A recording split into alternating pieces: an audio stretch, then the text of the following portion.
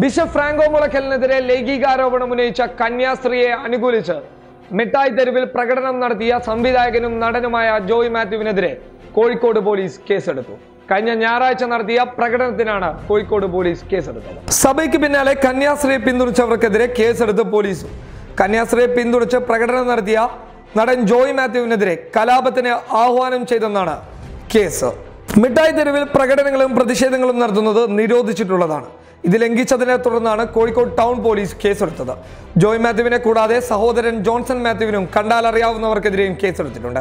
അന്യായമായി സംഘം ചേരൽ, കലാപത്തിന് ആസൂത്രണം നടത്തൽ എന്നീ വകുപ്പുകൾ പ്രകാരമാണ് കേസ്. നിലവിൽ മിഠായി തെരുവിൽ പ്രകടനം നടത്തുന്നതിന് തടസ്സമുണ്ടായിരിക്കുന്ന സാഹചര്യത്തിലാണ് കോഴിക്കോട് ജോയ് മാത്യുവും സംഘവും പ്രകടനം നടത്തിയത്. ഇതേ തുടർന്നാണ് പോലീസ് കേസെടുത്തത്. News desk public Kerala.